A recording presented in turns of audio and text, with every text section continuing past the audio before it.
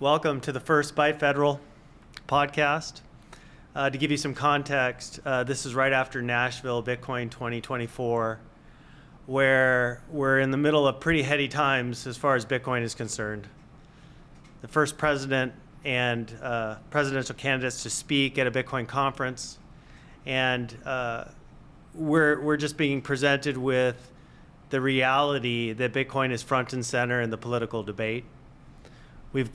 We may have, I'm not going to say for sure, but we may have crossed this boundary of they fight you and then they join you, to be determined. But we had an opportunity today to meet with and share some time with Charlie Shrem. And I think this is an excellent time to think about where Bitcoin has come from. And Charlie was there in 2010. And had participated in a lot of firsts for Bitcoin, and we're going to talk about all those. But to kind of set the tone for where he's coming from and where he was at that time, I want to read a letter that he provided me. And this is from December 2012. This is Charlie writing an end-of-the-year letter to not only the clients of BitInstant, but to the whole Bitcoin community. A few holiday words from Charlie Shrem, co-founder of BitInstant. Season's greetings. On these days between the holiday of Hanukkah, Christmas, winter solstice, and New Year's, all different types of people from all over the world get to reflect on the previous year and year to come. Thinking about the year that just ended, I cannot be thankful enough to be a part of a community that does not discriminate, does not hate, besides for the trolls, and does not care where you came from or who you are or your background. All of us work 24/7 with our blood, sweat, and tears to make this world a better place, a place where Bitcoin prevails. Look how far we've gotten in just the past year. It's insane. We've been through the fire pit and came out on top.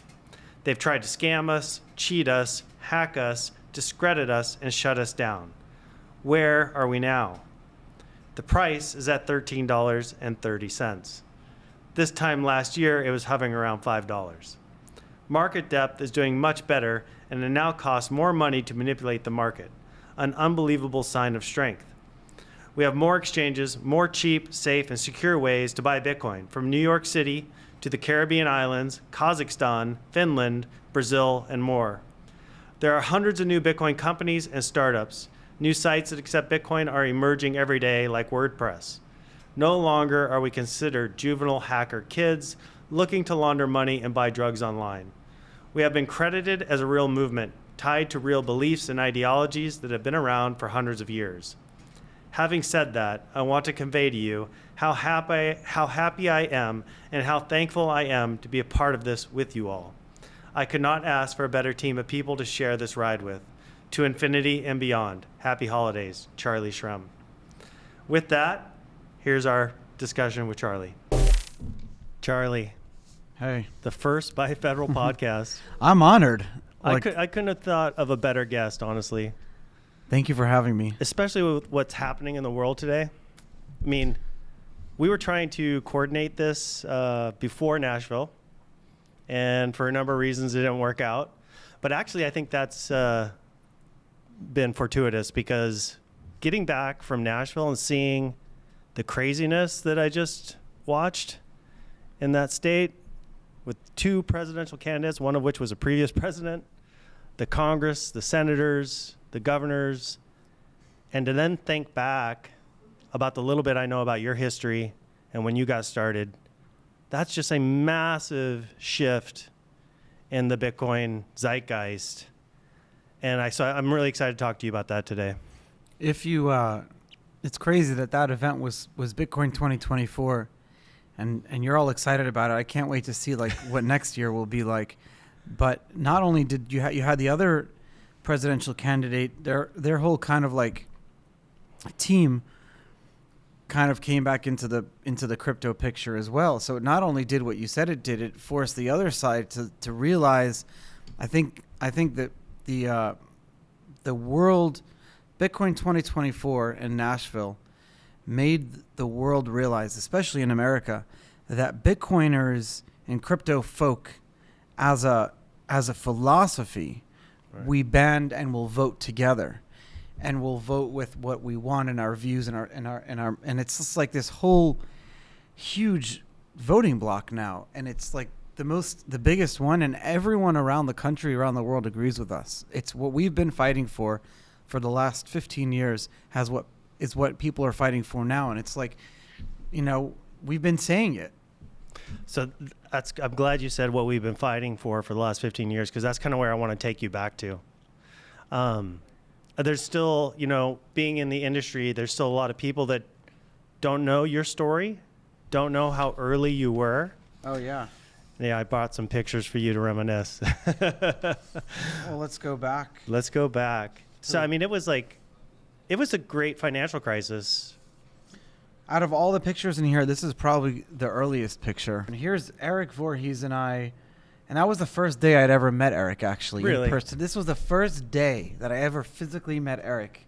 But you guys, was he working? He was my BitInstant? director of marketing. Okay. Yeah, and Zoom wasn't really a thing back then, but Roger had called me up one day, and Roger said, "Charlie, you're running this company by yourself." And this was the first Bitcoin exchange, retail Bitcoin exchange. And he said, "I need this guy. You need to hire." I met this kid, Eric Voorhees, lives in Dubai. He's a real estate agent. You need to hire him. And I said, "Roger, anything you say, I'll do, because I trust you so much. You're the reason that I got into Bitcoin." And he was funding the company at that point and was my only investor. But this picture was at this New York Tech Day. And this picture is what led to meeting the Winklevoss twins, who ended up investing in the company too. And how old was the company at that time? So this is 2011 in this picture. Okay. So go back to 2011. Let's go back to what the world looked like. When I got into Bitcoin, it was late 2010. It was kind of the last days of Satoshi.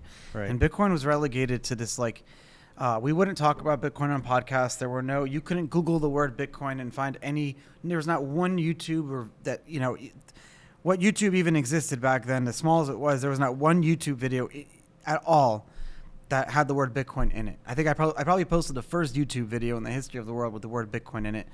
And that's because I went on this guy's video show to talk about Bitcoin. But Bitcoin was so new. The internet was so new. I remember going, right when I found out about Bitcoin, I was invited to speak in 2011 at the New York Law School about Bitcoin and these technologies that were coming out. And so they had me, the founder of Reddit, founder of 4chan, the guys who were doing the Pirate Bay before they had gotten arrested. So this was the internet back then. There was no movement of money. You couldn't send other people money. PayPal was still very new, but sending people PayPal money was still very shady. No one really did it. The concept of the idea of the gig economy. This was Uber didn't even exist yet. So this was the gig economy. What would be the point of that? It was. And how old were you at this time? I was 21, 22 years old. So I was in college, and I'm in college, and I'm studying for finance, and I'm learning all this financial stuff.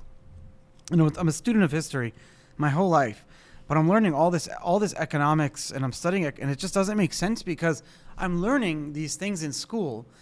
And my professor is and I'm in New York City in college, and my professor is a retired, a banker, and he's literally teaching me this modern monetary theory, MMT, and this is print money, and the amount of debt that we have doesn't actually matter. This is the modern, this is the people don't realize it. This is the prevailing economic theory in America right now is we don't care how much money we print because growth will always outpace the rate of printing money, and therefore it'll be okay. That's not okay. The fall of Rome, the fall of every civilization.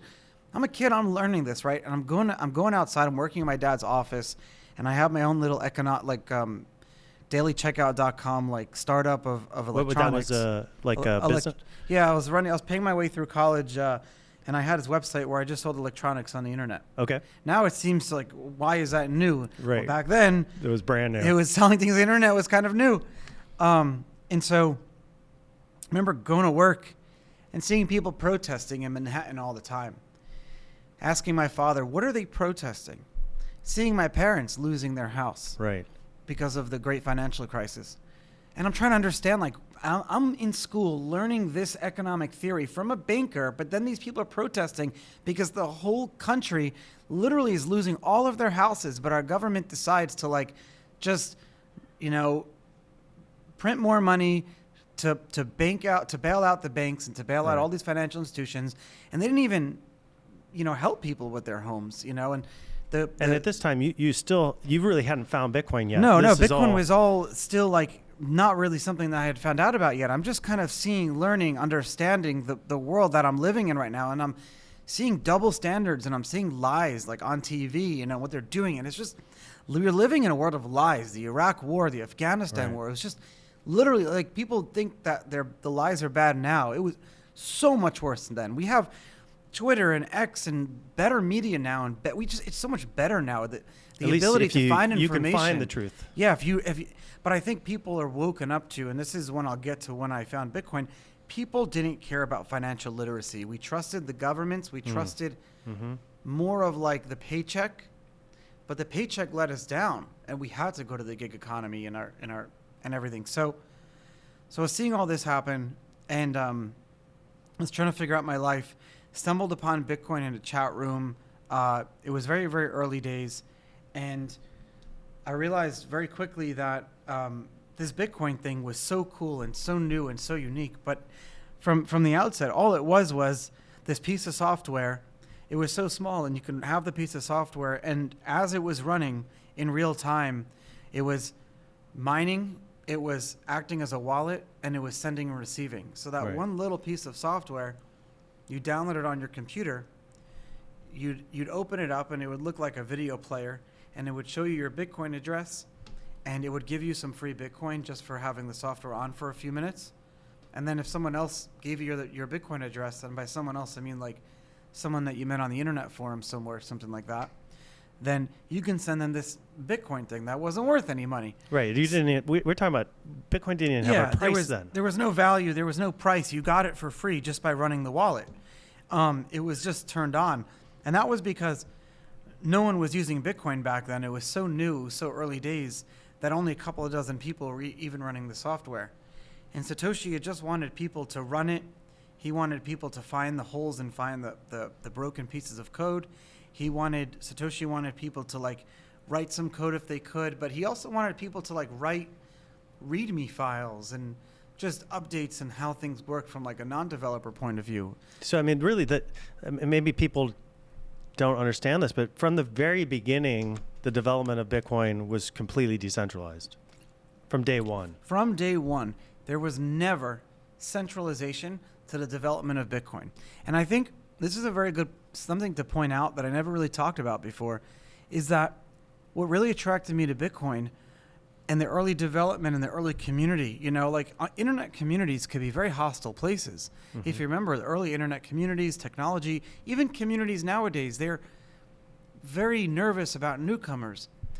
But Satoshi created this kind of like vibe, and it was very much about we need smart new people coming in and helping develop, build, and grow. There was no hostility. It was very much against like rent seekers or people who would just join for taking value and not putting it in.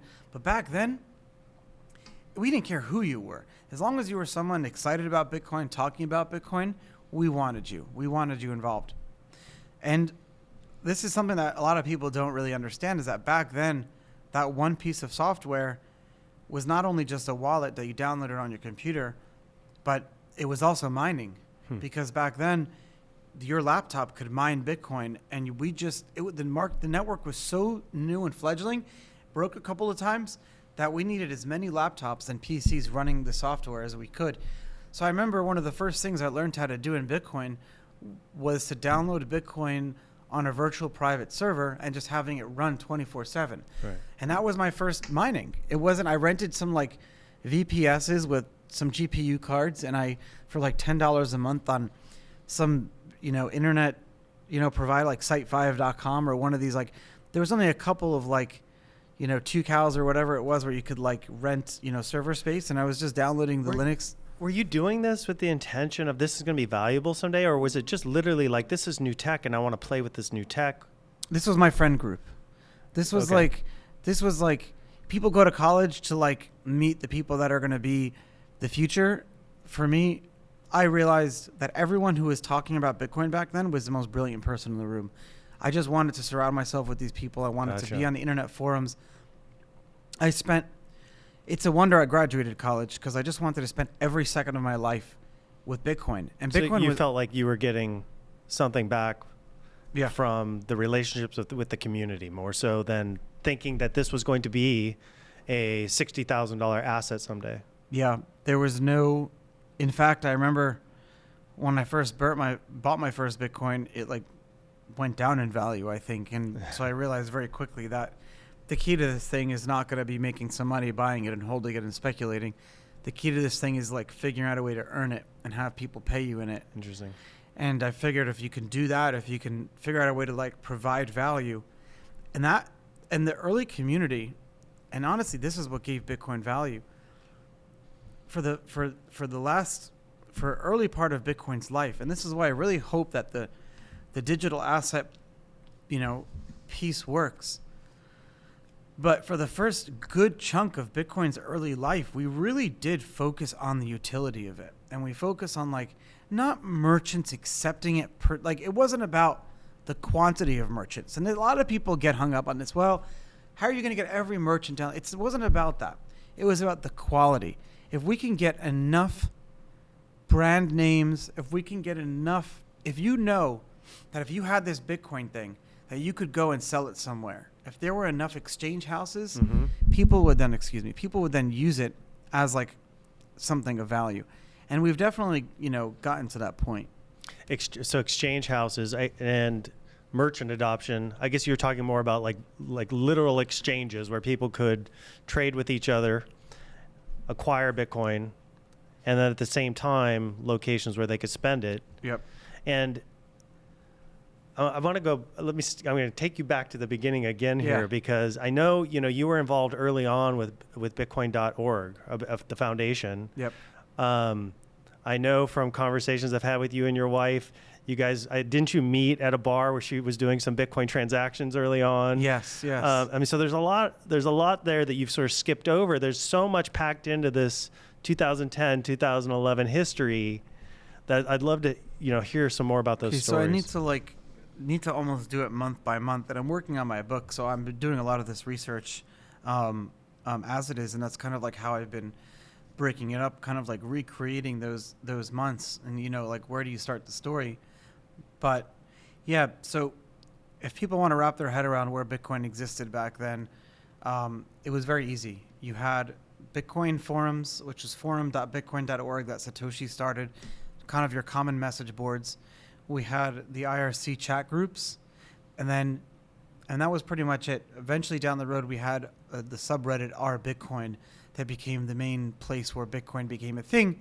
And actually, if I go look back, Bitcoin was so small, the community, that I used to write these like New Year's Eve yearly letters and it would be read by 2012, 13, and 14. Like it would be read by everyone in the Bitcoin community would read my like yearly letter reviews. And I actually have to go and put them back in my book.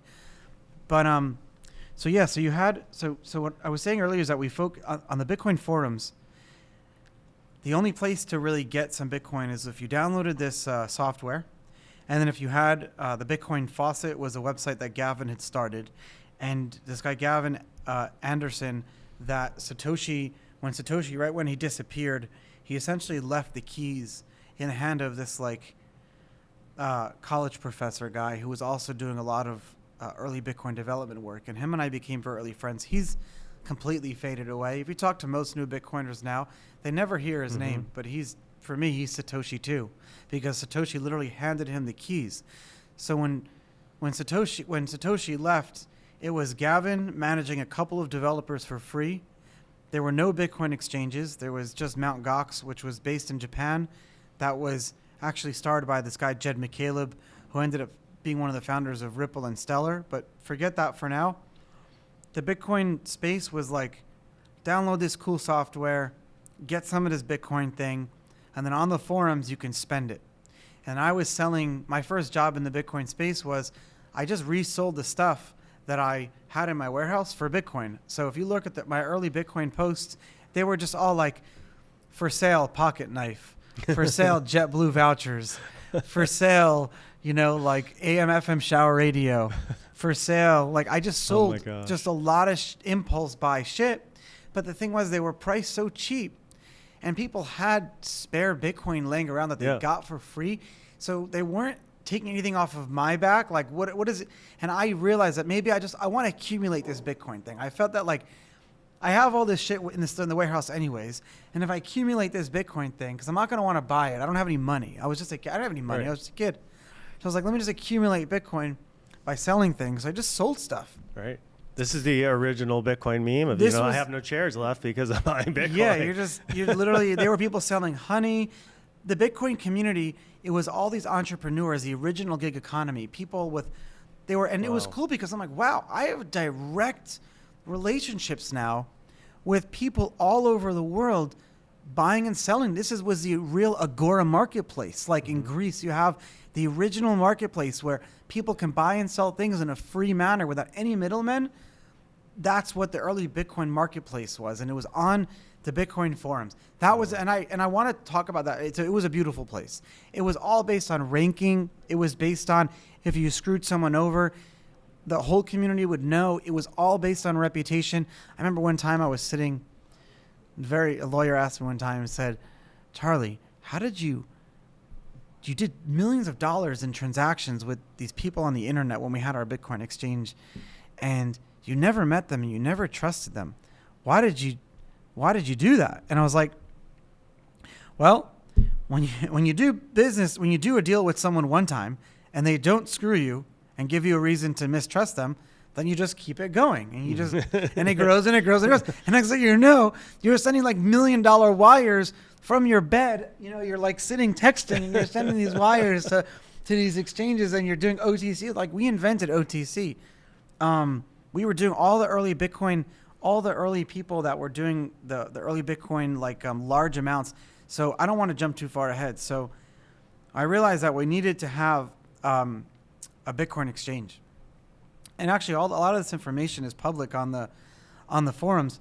But I was trolling the forums one day, and it was like late 2011, maybe May or June.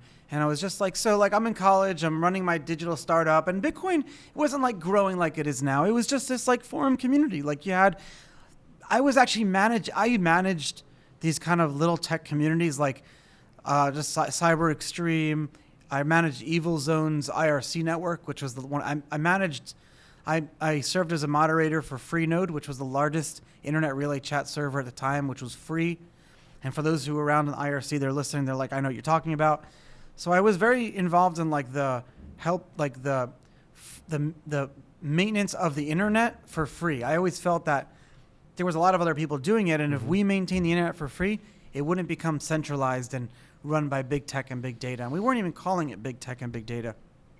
So I was trolling the internet forums one day, and I saw this guy Gareth Nelson posted, I have this, we need faster Bitcoin transactions. Like there's no way in the world to buy Bitcoin right now. It just didn't exist. He's like, the only way to get Bitcoin is if you earn it, or is if you wire this French guy in Tokyo, Japan, some money and hopes that he like sends you the Bitcoin back. And it's like the worst system, and everyone was losing money, and this guy was not responding, and it was like no way to start an industry. So we came up with an idea software for, and actually nowadays all this software exists, but we coded all of it from scratch. But we wrote a piece of software that you came to our website and you would say, hey, my name is, Paul Tarantino. I want to buy $1,000 worth of Bitcoin. So Bitcoin was maybe trading at $1 or something back then. So you'd get 1,000 Bitcoin, and it would print out this barcode, not even a QR code, it was just a barcode. And you'd take this barcode to either Bank of America, Wells Fargo, Chase, or Citibank. And those four banks covered pretty much the United States. And we had an account at each of those banks. And we wrote this software that when you printed out that slip, it would add a couple of dollars to it. So it would be like $1,000, $1,003.57. Mm-hmm. And the software would know that as soon as it saw that deposit in our bank account, it would trigger software to immediately buy Bitcoin and send it to you. But all of that software we had to write ourselves. The buy Bitcoin, send. There was nowhere to buy Bitcoin. There was no sending Bitcoin And software. did these banks have any idea They what didn't. this was They about? had no idea what was going on. They didn't like it when they found out. So you Yeah. were having to hop around from bank to bank. Mm-hmm. But Bitcoin wasn't considered money yet. So the banks would open the accounts, but not thinking that we would actually do a lot of business. But then they'd see like we were doing a lot of business. So they're like, oh shit, like why are people wanting to buy this Bitcoin Right. thing? No one really understood.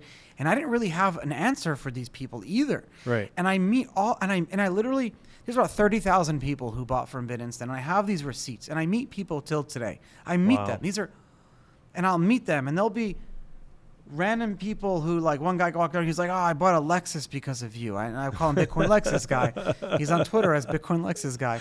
And then I really, really wealthy people who literally would be very mad at me if I said their names Yeah. on this podcast because they've gotten very wealthy with Bitcoin. These are those people. And I asked them, like, why did you buy Bitcoin in 2011? Like, I didn't even believe in Bitcoin enough to buy so much of it. I was just running Right. this business. They're like, first of all, they tell me, Charlie, what do you mean? Like, I bought Bitcoin because you red-pilled me. And I'm like, I guess I red-pilled all these people, or blue-pilled, which whatever it is. Orange these days. Orange-pilled, like all these people. But I didn't even like orange-pill myself. Like, I wasn't orange-pilled in this picture. I was just happy to have a job. Like, I wasn't orange-pilled yet. I was still a statist in this picture. You know, I was just having fun. So you've said that before. I've heard you say that, it's you, Roger Ver, Yeah, and Eric. and Eric Voorhees, and that you were the statist.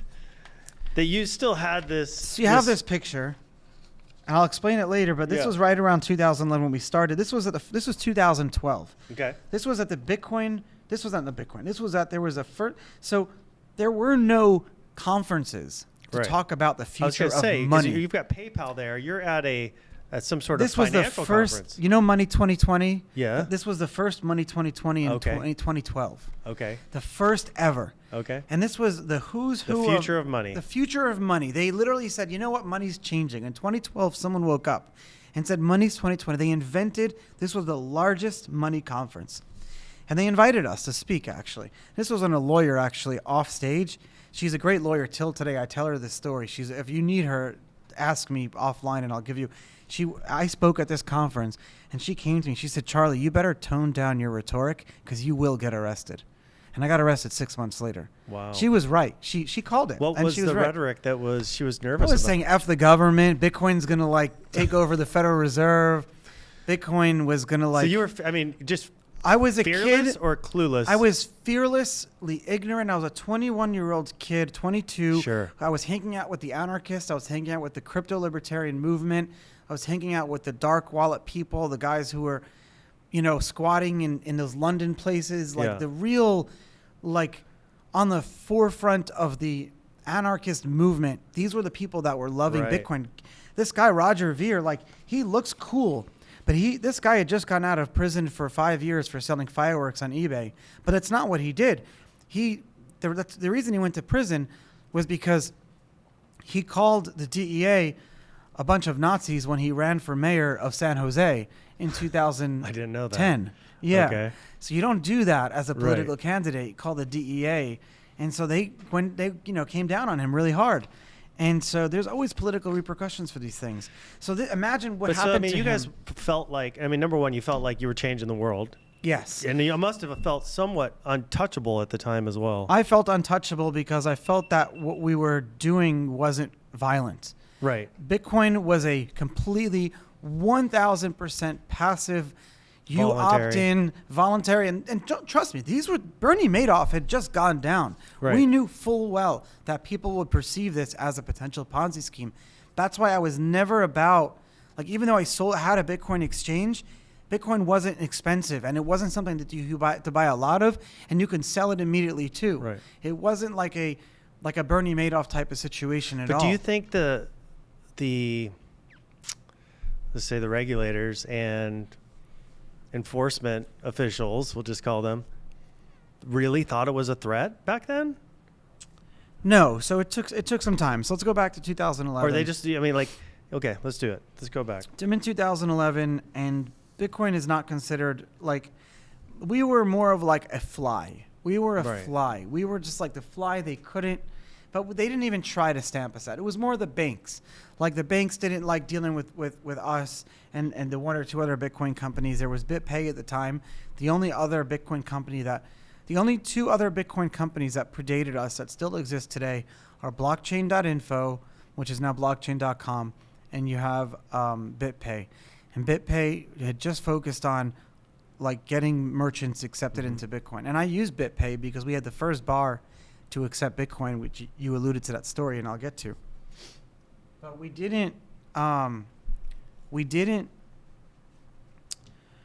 weren't, the regulators weren't really worried about us because there was nothing to regulate. Bitcoin, I had gotten an attorney to look at my business, selling this Bitcoin thing, in the bar of New York, and he basically wrote it this whole legal opinion saying that I believe Bitcoin is like airline miles.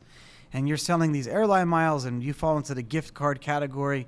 And the gift card category of the money transmitter laws, you're good. You don't even have to collect ID if you don't want to, which we were, but you don't even you guys are good. It just that was it. And so it wasn't until 2012, mid 2012, when we started to receive the first, let's just say, questions from the New York State Department of Financial Services. And I was in there giving them the presentations. Yeah, I forgot. Bitcoin. This is all happening in New York. I mean, pre-Winklevoss, pre-everyone. This was me and my PowerPoint teaching every regulator in New York City what Bitcoin was. And wow. It was fun. You talk about fearless. I just literally assumed that these people were curious because they genuinely felt that this was cool and unique like I did. Because I didn't see it as a threat. Why would they?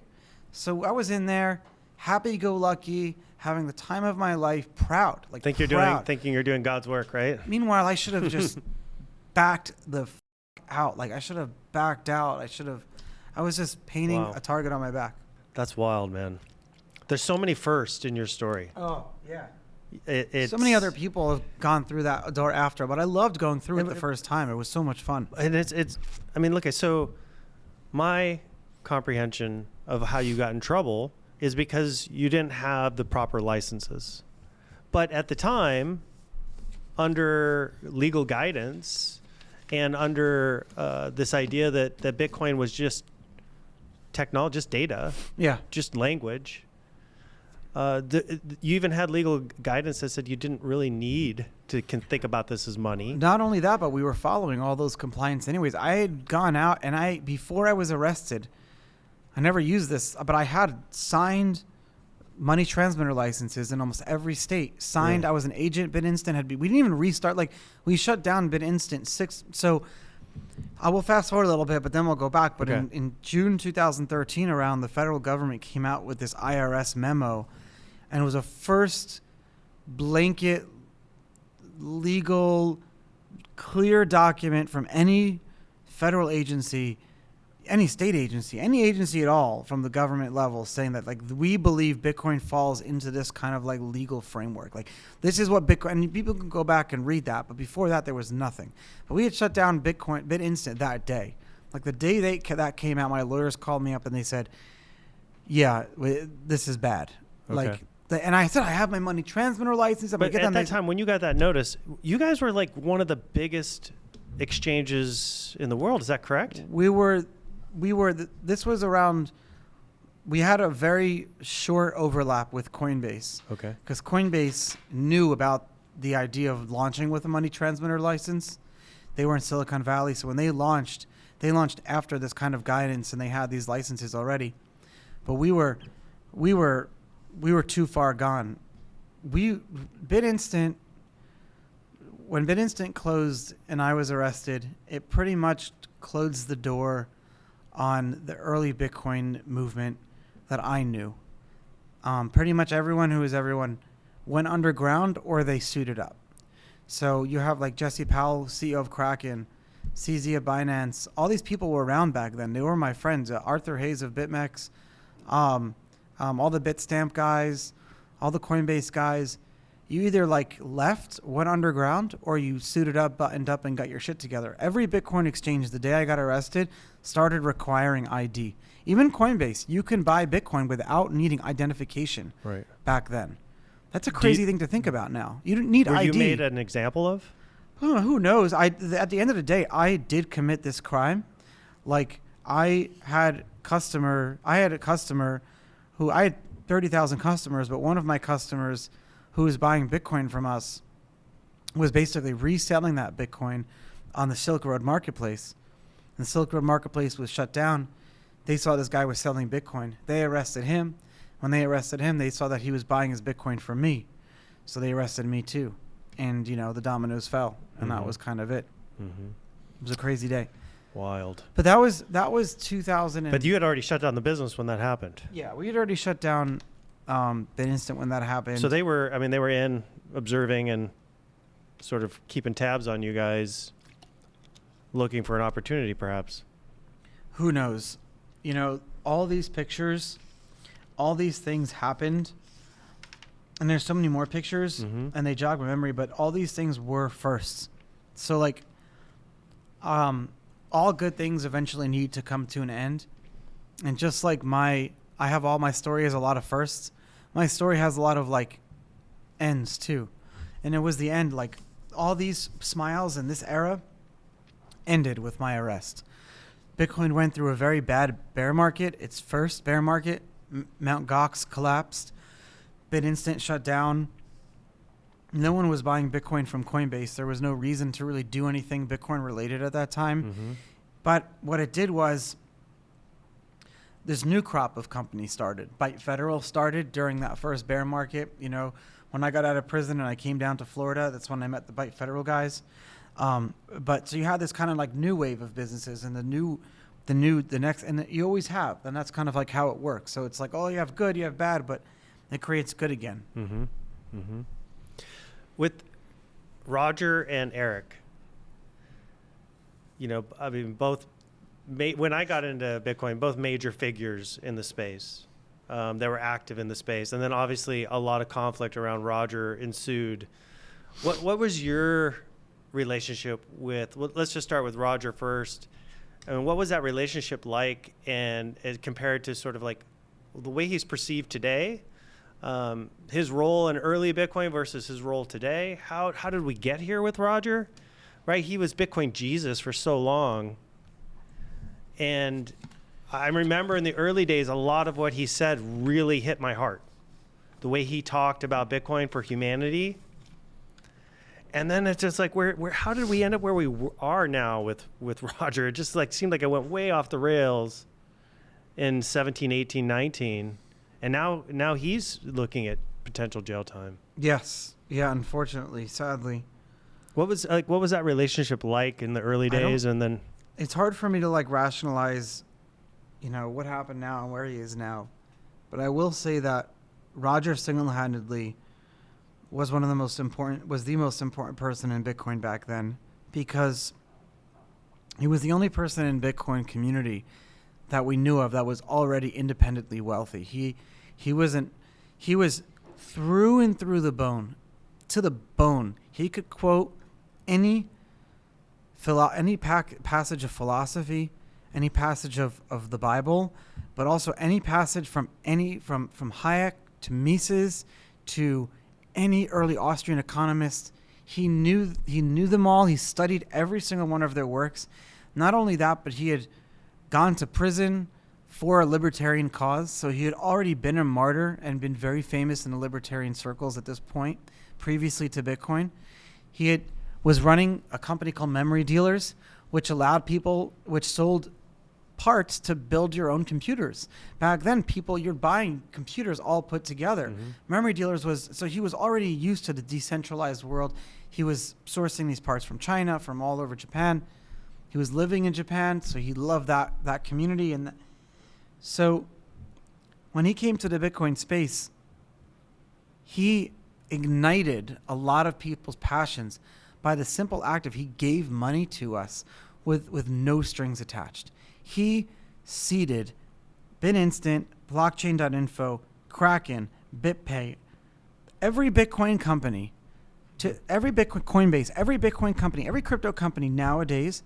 There is probably some money that was Roger's that you can trace back in the early days. Wow. He single-handedly did all of that. He gave me so my mom, I took my bar mitzvah money. BitInstant was growing. Like we started going back to Gareth on the forums. We built this software out.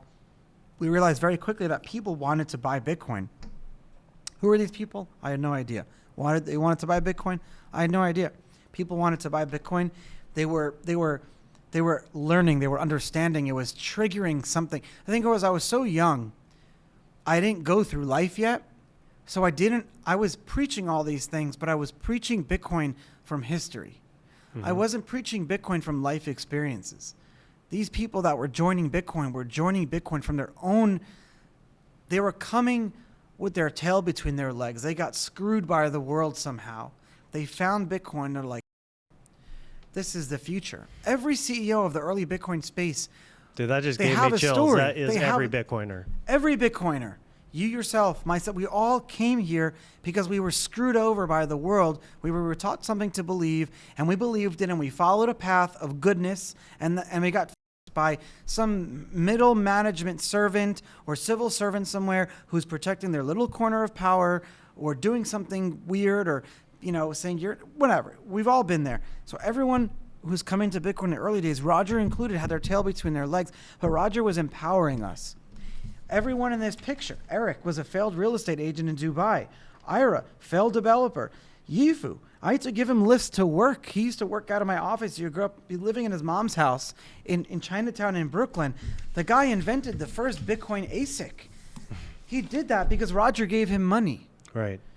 We did this because Roger gave us money. Roger said, let's get a lamppost and just get it next to the PayPal booth. And look how little production value there was in this conference. Like there was no even drapes.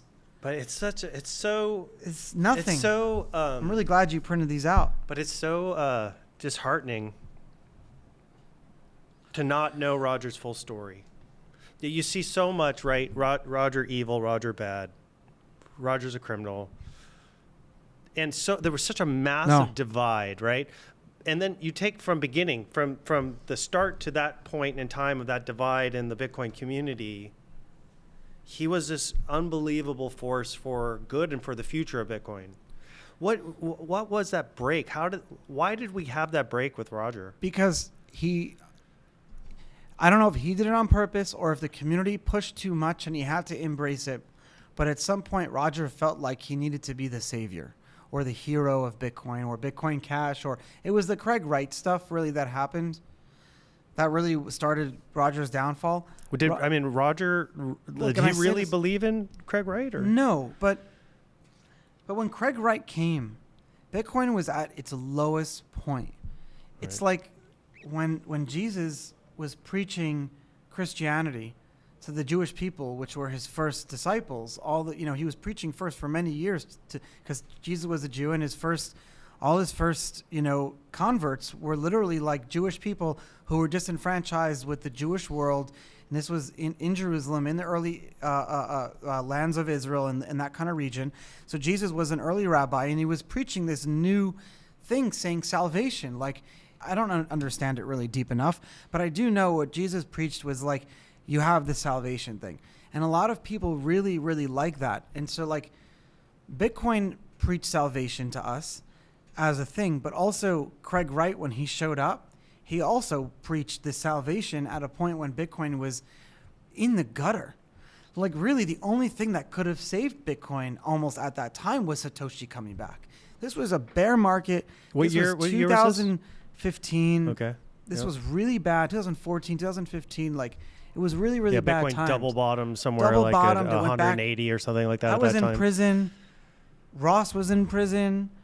This was the end of Bitcoin as most people really thought. Everyone went back to I can't emphasize this enough that we almost lost Bitcoin. And so and I know this because you should read the letters that people wrote to me in prison. When I was in prison, people wrote to me. They're like, Charlie, what do I do now?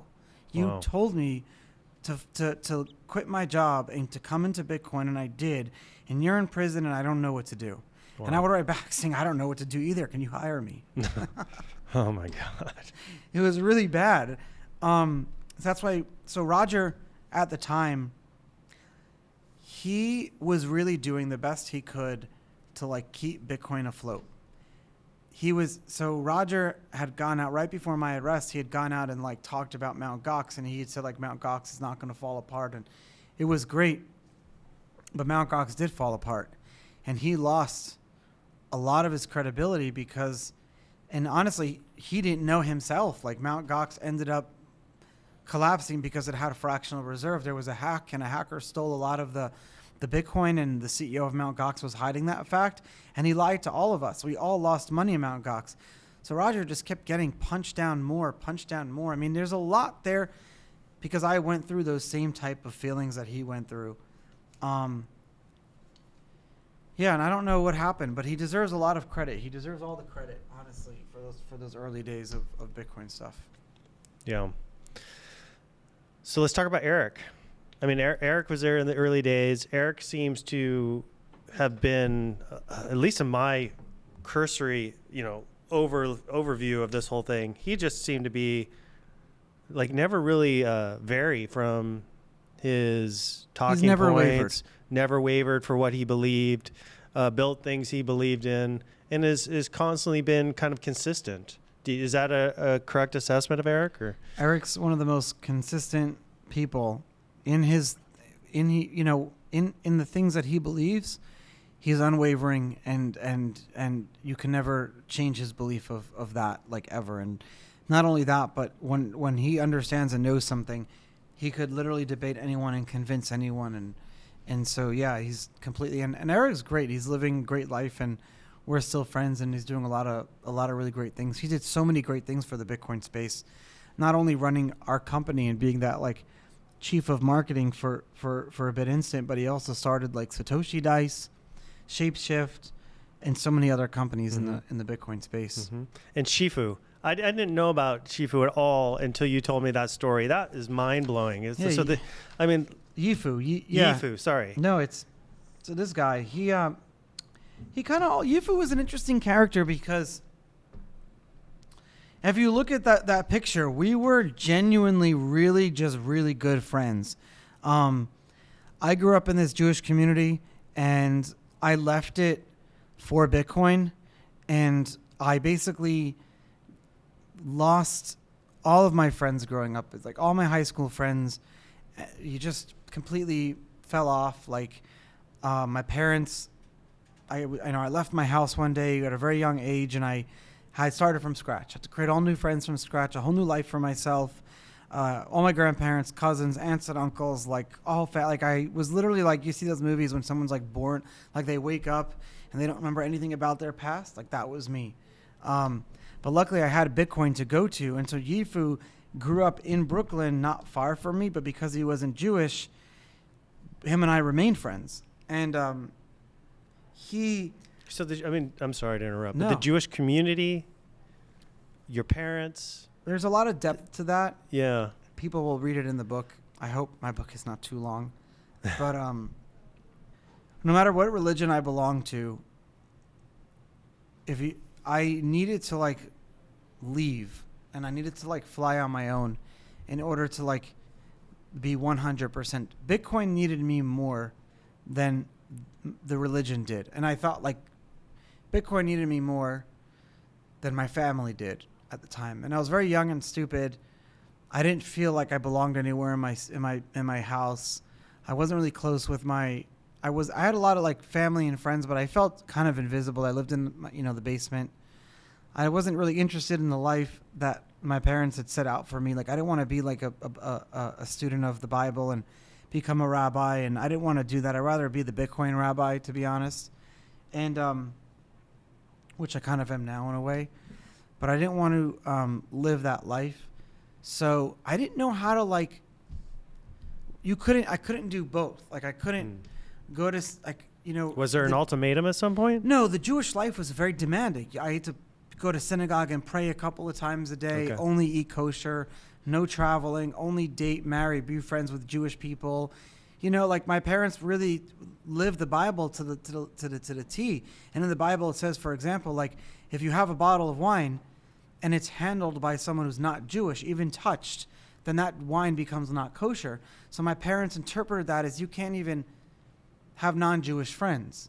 There's no, like, that whole world was shut outside of me, and that's okay. Like, that's their life. Like, that's totally a great life. Like, I know other religions that do the same thing for their, and that's again, like, that's why I don't want to like bring the religion to this. Sure. I just said that life is not for me, and the way I left, and I've never publicly said anything negative about my specific religion or any religion. I love religions, and I work with very religious people because I feel like they have a moral compass, because they grew up with this like fear of whatever.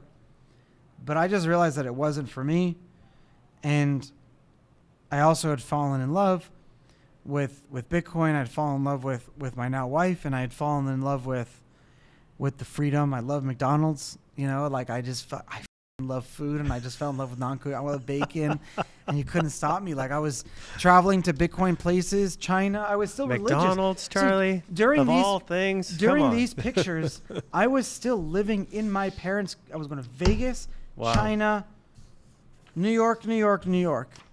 But I was going to these places, and I was not keeping kosher, and I was like, like living this whole double life, and then going back to New York, and then going, and I was teaching fourth graders religion. So I'm like licking my chops of pork, and I'm going into the yeshiva, and I'm like, guys, don't eat pork. You're going to go to hell, and like that. Like, oh man. And I'm teaching them in Hebrew. So I'm like teaching them in God's language, right? Like, it just felt so much guilt. So I woke up one day, and it's the most non-tech thing to do, but I literally just like wrote, like, dear mom and dad, I can't live in the. I wish I took a picture or still have the letter, because it was probably the best summation in like 5 sentences. But I wrote a letter to my parents, and and I would never wish the pain on any parent that I caused on my own parents and on my parents. And it's probably the reason that I struggle to have children today, is just because I don't want to have kids cause me that pain that I caused my own parents. It's really, still your parents and your relationship is still. Oh yeah, I've not seen them or spoken to them in 10 years since that day, and that was pretty much almost 10 years to the month. Like 1 month from now. Did you know you were like burning the boats when you wrote that letter? Yeah. I knew there was no going back, but I needed to. I was living in a perpetual state of like 1 foot in, 1 foot in. I was like living, and people know the feeling, like I was not grounded. I was going down. I was partying and drinking a lot. I was living above a nightclub that I had founded.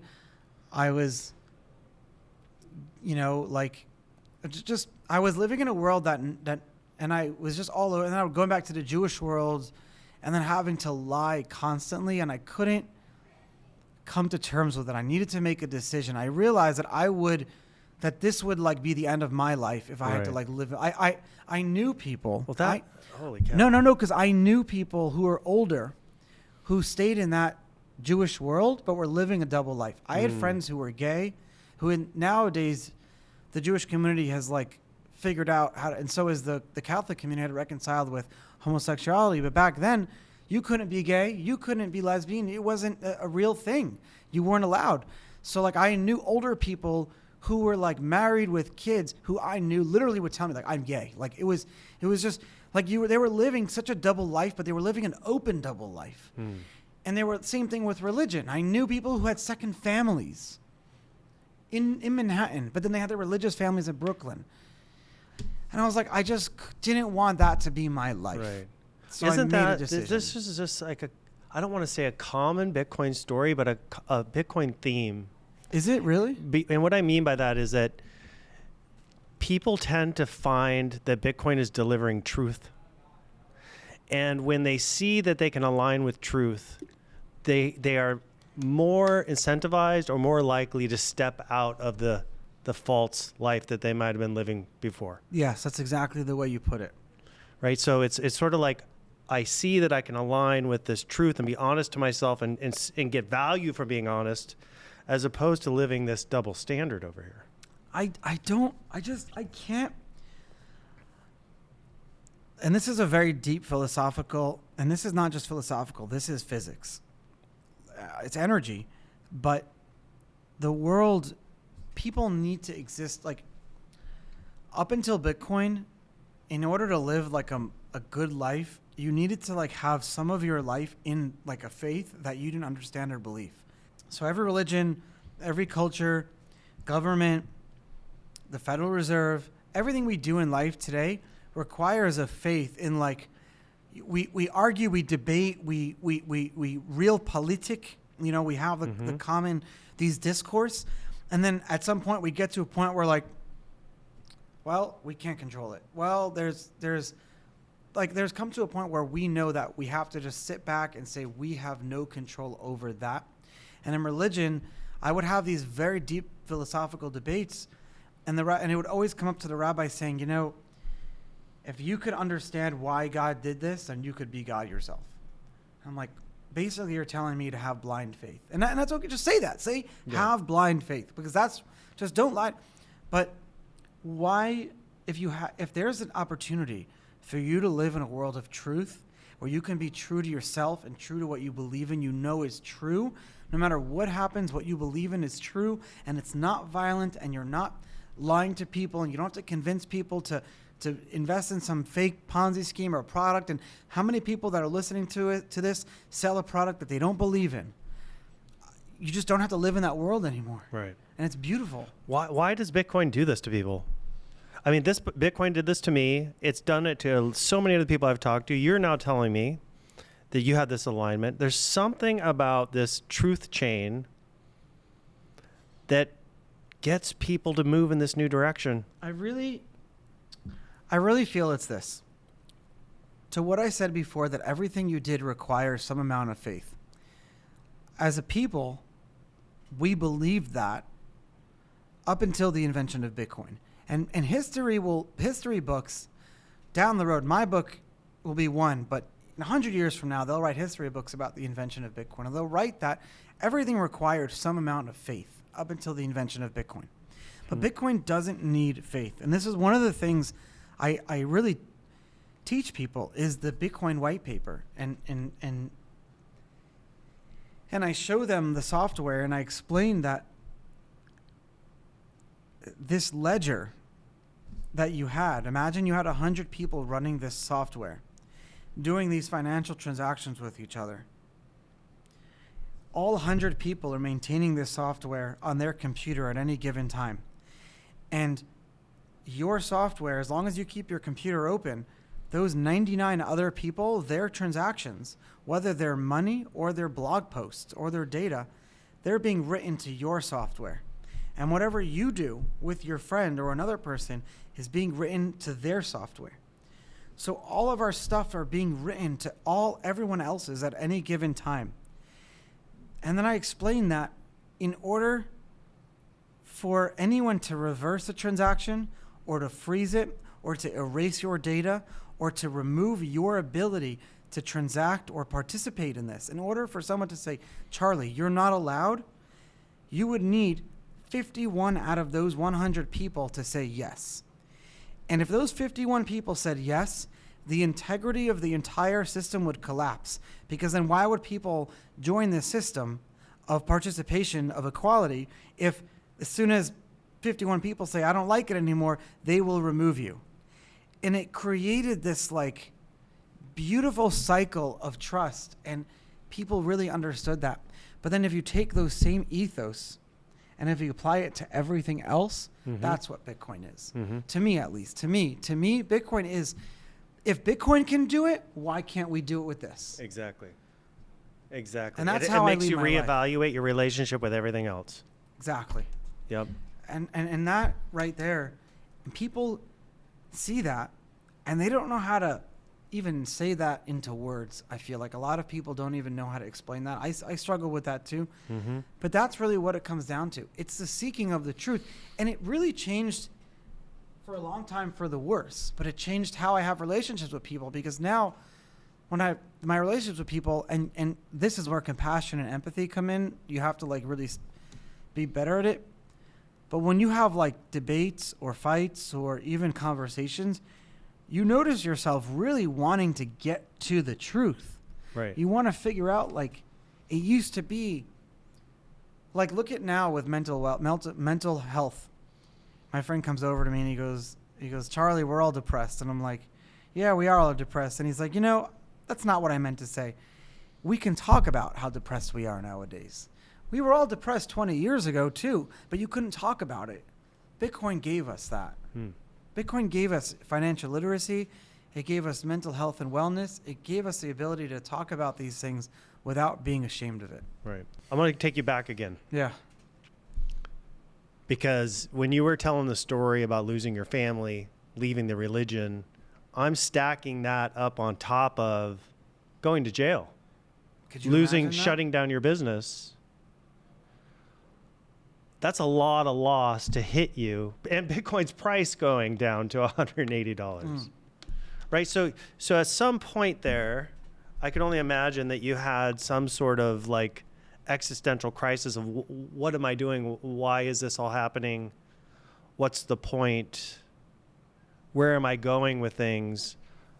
I mean, what was going through your head to have lost the family, lost the business, go to jail, disconnect from the religion? Thankfully, I had the love and still have the love of an amazing woman. And when they say like wars have been like started and ended over like love, it's true. That's the only thing I had going through that was that love. But yeah, I mean, I'm not going to sit here and say it was easy. It was one of the hardest things I ever went through, even till today. But I didn't have a choice. Like I was in it. I was going through it. And I also had Bitcoin. And I had the people that I knew I was doing it was crazy. Like, yeah, I left the religion, but as soon as I left my car, I was in the car, I had somewhere to drive. I wasn't running away from somewhere. I was running to something else. Okay. I was running to Bitcoin. I was running into the arms of the Bitcoin community, leaving the arms of my religious community and my family. Couldn't have both. So as soon as I left that day, I literally went to a Bitcoin meetup, and it was like Rosh Hashanah. It was the day of the Jewish New Year, and it was the day I left. It was the holiest day of the year, and I left that day because my parents and everyone were going to be in synagogue. And the Bitcoin meetup ended up doing it at Cat's Deli that night, like to be nice and to they recognized the Bitcoin community in New York, which was just a couple of dozen of us. We got pastrami sandwiches and we did the meetup there. And then when I was on house arrest, the Bitcoin community came to my house, and they came over every day. It was like a beautiful thing, and they came over and took care of me. And the Bitcoin community has never turned back on me. Awesome. Yeah, it was beautiful. Early Bitcoin, we'll wrap this up here soon, but early Bitcoin, very few financial people, it sounds like. Yeah. Other than maybe Max Kaiser. I mean, were there any other big it's good Wall Street related people involved in this movement early on? Max still wasn't the prim and proper Wall Street type person that we were getting at. Max was also a disenfranchised person, but Max knew the truth because Max Kaiser had a huge following and had a TV show and was able to gave Bitcoin a rallying cry. Mm-hmm. So there was a guy, Mark Edge and Ian Freeman, who had this Free Talk Live radio show that was very big in the libertarian circles. They also deserve a lot of credit. Man, how am I going to do this book? There's so much. There's so. I don't know if you read Howard Stern's autobiography, but it's 3,000 pages. But it's the easiest read ever. But it's this big, and it's amazing. But it's mine's gonna be like that too. But yeah, Mark, those guys, there were so many early media people that really did it. Max Kaiser, Mark Edge, you had the early Bitcoin conferences, and they came and they talked about it. But it was different because we had no use cases to prove it out yet. We just had Cyprus and Argentina, but they weren't really, that were dealing with hyperinflation, but they weren't really using Bitcoin yet. So everything we talked about was like theory. Right. Everything was like, this is what Bitcoin could do. The good thing about theory is that you can like disregard the bad parts that come with it. So when Bitcoin was proving itself out, you started to have like a lot of like the Craig Wrights and the negative type of people come with it as it got bigger. But Bitcoin has always remained its independence.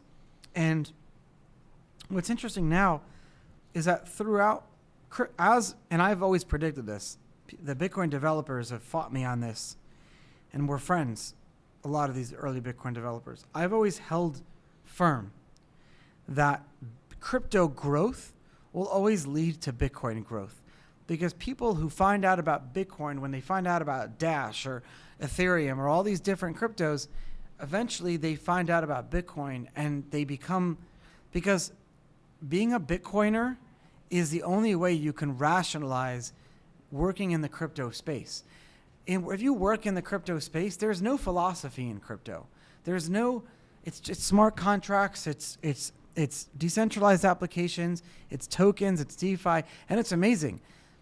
But if you don't build those things with the principles and the philosophy of what Bitcoin gave us, then what are you doing what you're doing?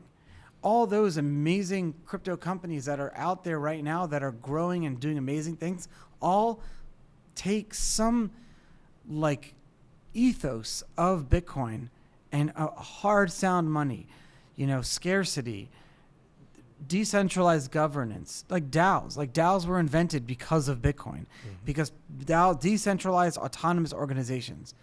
There's a thing there. We want to have a governance where no centralized authority could take our money or take our data or reverse it. I mean, that's a Bitcoin philosophy. Right. I mean, so for me, as you know, I'm pretty much a Bitcoin maximalist because of exactly what you talked about, the philosophy, the culture. Yeah. And because I think it does the most important thing, right, which is separate money from state. That is mission critical. So I've aligned myself with that network because I think it's the one that makes the difference, that would create the fertile ground for other things to rise up from. That's that's the same really philosophy that I have, except I don't mind which one they go into first. Right. Now, obviously, barring scams. That's the problem, is we've never figured out a way to teach people how to tell the difference between, like, and this is a personal failure of myself, I've not armed enough people with the resources to like go out and learn on their own. I spent the last 4 years working for a company where I had like 80,000 subscribers, where I was doing it for them. And my subscribers will come up to me and my members, and I'm very happy about what they understood. But I also was a little bit saddened that they didn't have the ability to learn on their own. And so that's what I'm going to spend the next year doing, creating that army again. It's a tricky thing. I mean, I've told this story a number of times. I found Bitcoin first. From Bitcoin, I start to grok blockchain. I start to buy every coin imaginable, most of which are irrelevant today. Almost they all are, to be honest. Right. And so to me, it's all just all activity I did that led to having less Bitcoin. And although the lessons were valuable, I learned the lessons through the pain of not having the Bitcoin today. Right. And that's always been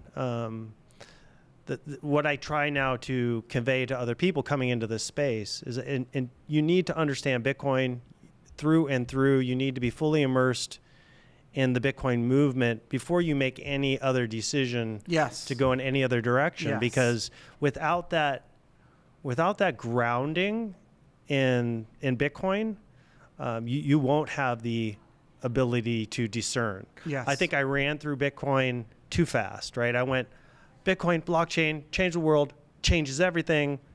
It could be for data, it could be for ID, it could be for, right? You looked at it too linearly, maybe. Yeah. Right, and I looked at, and you look at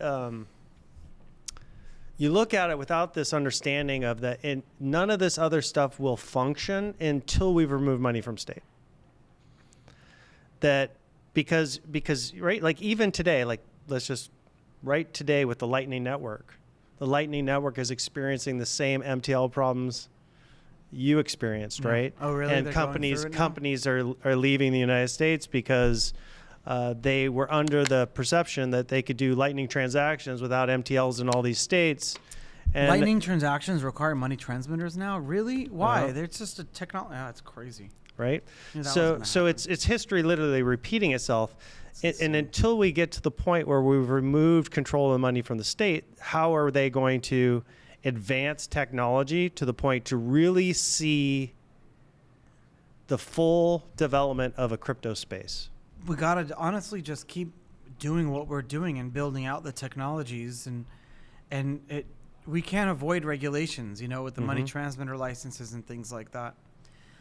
But I don't know how we mainstream, how we keep growing. I think about this every day, and I really feel like someone needs to build out the tools and the applications to give people why they really fell in love with Bitcoin in the first place, and I don't know what that is.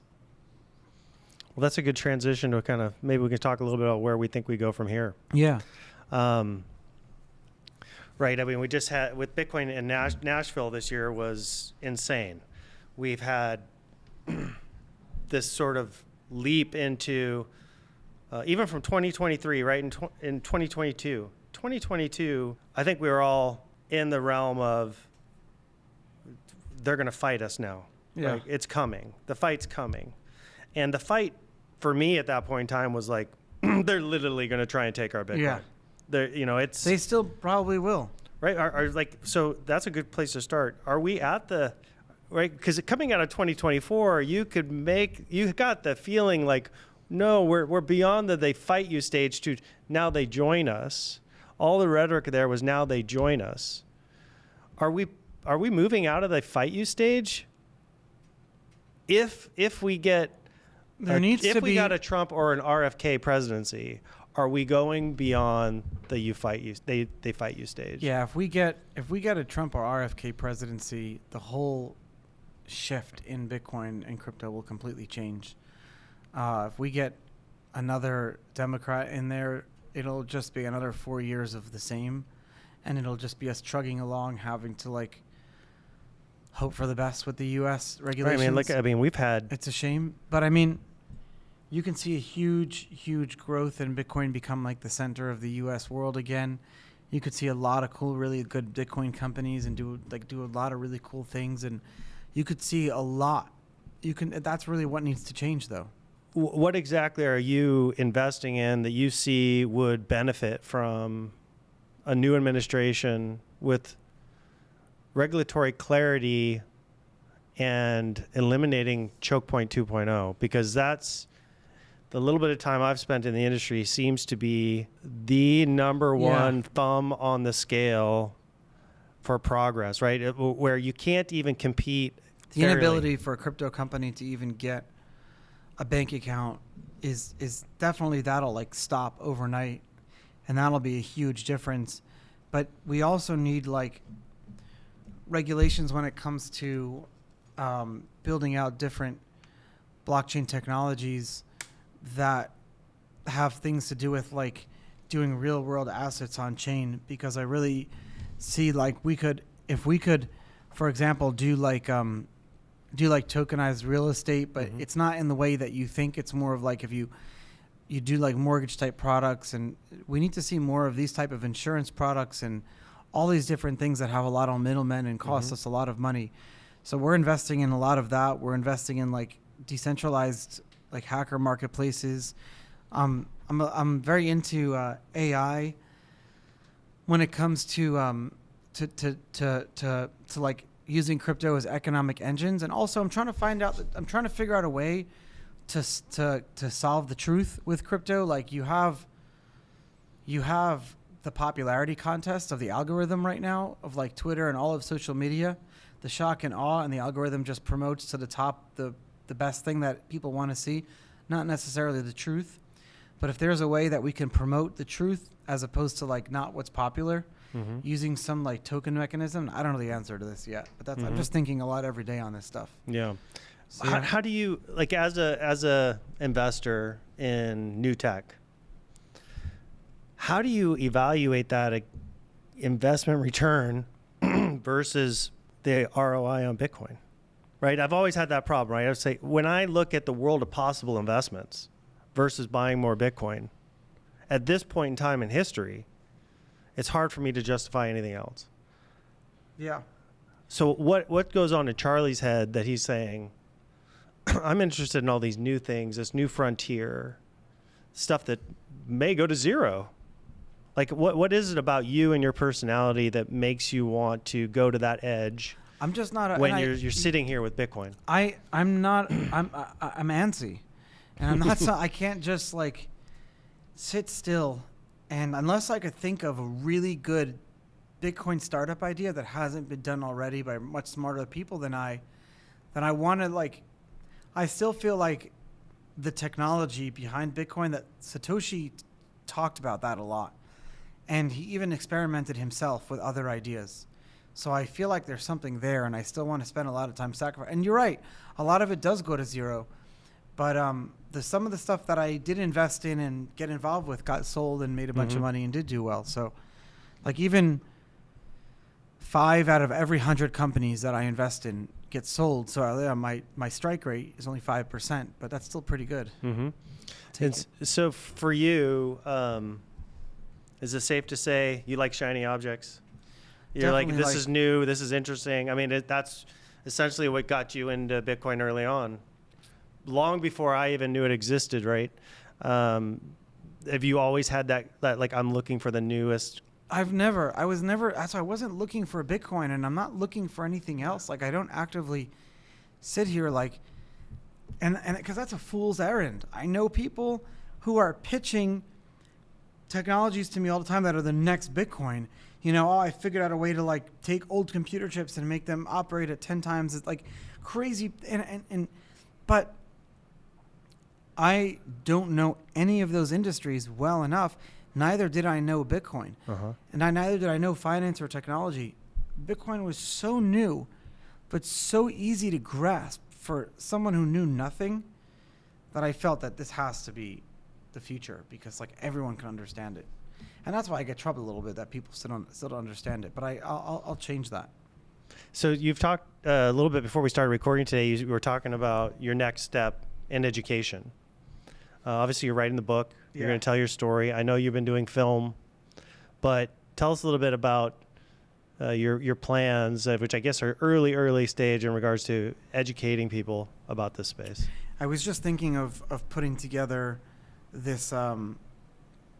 Putting together these courses that I've always kind of done for people anyways, where people will ask me to like sit with them for a couple hours. And I noticed that over the years that people have offered to like pay me to sit with them for a couple hours and teach them something. And I noticed that when people do that, it's not usually a lot of money, that they come out of it on the other side and they really take care to like pay attention. I did some research, and no one's really doing this.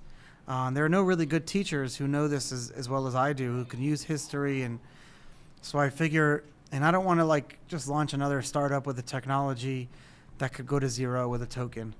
So I want to provide value to people immediately. So I felt, why don't I do this? I can start something. I could just simply have 10, 15 seats in a Zoom room and start teaching classes every day like I used to. Interesting. Well, Charlie, before we wrap up, I want to thank you for educating us on the Bitcoin history. There's so much there that I think, especially new people coming into the industry, have not heard. Hopefully it gave people a new perception of the roots of Bitcoin, where it started from, how that might be different than where it's going. Yeah, I think we definitely intrigued a lot of people on this show. If you were to look into Bitcoin's future, is there anything you're concerned about that might be being left behind? I feel like not enough people are custodying their own Bitcoin and using and learning how to like. I think as long as you keep your Bitcoin on an exchange, you're always going to look at it as a speculative asset. So I know you trust Coinbase, but if you keep it on Coinbase, it's always going to be something that you trade. Whereas if you get a physical hardware device or understand how to do paper wallets or some sort of like cold storage, then you'll look at Bitcoin as more of like a longer term asset. Your like whole mentality will change. And it's like I have friends that are Bitcoin invest. Like they tell my friend, oh, Bitcoin all these years. So for a gift, I got him a beautiful gold hardware wallet. That wasn't even a hardware wallet. It was just a gold plated like credit card looking thing that had engraved the private key on the device itself. And as anyone who knows, unless you have the private key that you peel it off, you can't get this Bitcoin. And he was like, thanks, Charlie. I don't even understand what this is. And I'm like, what do you mean? Like, it really took me back. Right. And so that's one of the things I'm going to teach people is like, I'm going to just ship them a hardware wallet and help you set it up and explain to you why that's important. Right. Yeah, that's really important. We've got to make sure that enough people move from the dollar value of their Bitcoin to how many Bitcoin have I accumulated. Yeah. And I think the moving to that hardware wallet scenario where you're putting coins in cold storage changes that mentality. It does. Thank you so much. I mean, yeah, thank you. I'm going to do the educational platform, but I was thinking of doing it under the 21million.com brand that I have, because then I could eventually start doing like merchandise and like I'm really into like, there's like 10 commandments or like principles, if you will, of Bitcoin that I believe in. And I'm going to post them on the website. And it's like, and if you follow this ethos, then you become a member. 21 Million Foundation or something. I don't know. But thank you so much. Thanks, Charlie.